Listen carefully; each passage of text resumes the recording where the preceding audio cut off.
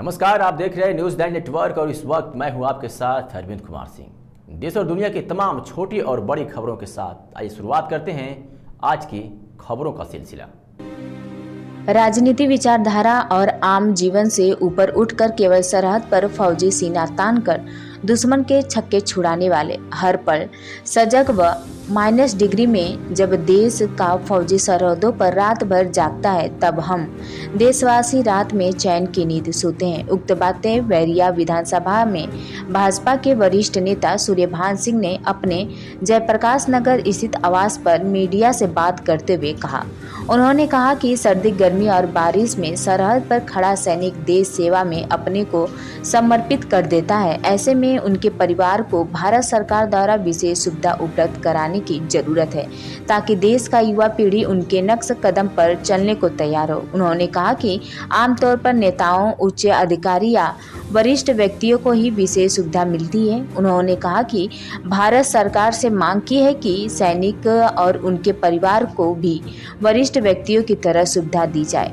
बलिया से मनोज तिवारी की रिपोर्ट। बैरिया विधानसभा समाज सेवी भाजपा कार्यकर्ता बलिया। भारतीय सेना के जवानों को अब किस तरह का जो है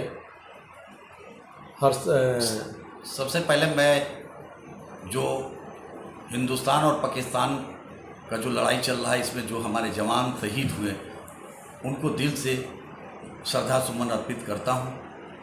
मेरा देश भारत देश जवान और किसान पे टिका हुआ है, न तो किसी जात बिरादरी पे टिका है। सीमा पे जवान लड़ते हैं, उनके वजह से पूरे देश के लोग सुरक्षित चैन की नींद सोते हैं और हमारे किसान अन्न उपजाते हैं, जिसके कारण से हम लोगों का पेट भरता है। इसलिए सबसे सर्वप्रथम अगर किसी चीज़ को माना जाए, किसी व्यक्ति का अगर एहसान माना जाए, वो हमारे देश के लिए जवान और किसान हैं। और जवान जो भी लड़ते हैं, सीमा पर जाकर उनके परिवार से पूछिए कि उनके दिल पे क्या गुजरता होगा।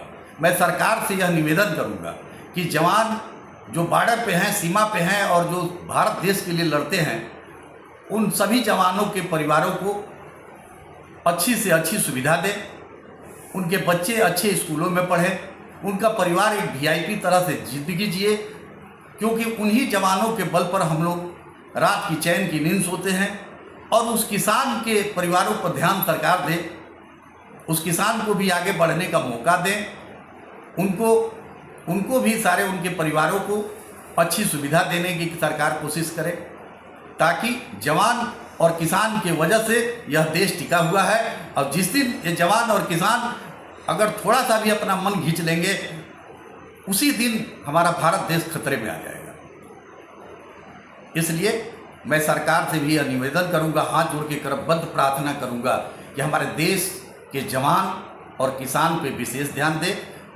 और उसके बाद देखें, कोई भी दुश्मन देश इस भारत देश को हरा नहीं पाएगा। और आज भी मुंह तोड़ जवाब दे रहे हैं तो हमारे जवान दे रहे हैं, हमारे देश के सैनिक महिला दे रही हैं। और देखते रहिए कि एक से एक अलग अलग बिरादरी के लोग इस लड़ाई में सम्मिलित हैं और जा करके बॉर्डर पे लड़ करके और दुश्मन देश को छक्का छुड़ा रहे हैं। आगे जो है अभी देश के युवाओं के लिए किस तरह का आप संदेश देना चाहेंगे? हम देश के युवाओं से कहेंगे, इस भारत देश को ऊंचा करने के लिए, भारत देश को सोने की चिड़िया बनाने के लिए अपने हर उम्मीद को ऊंचा करते हुए और संयम बरतते हुए अनावश्यक किसी प्रकार का फेसबुक या सोशल मीडिया पर किसी प्रकार का कोई ऐसा वातावरण न पैदा करें जिससे कि आपसी मतभेद हो। यह समय है देश दूसरे देश, दुश्मन देशों को जवाब देने का। ऐसा उमंग बढ़ाए कि हमारे सीमा पर लड़ने वाले जवान का भी उमंग अच्छा रहे और दुश्मन देशों को जवाब दे सके।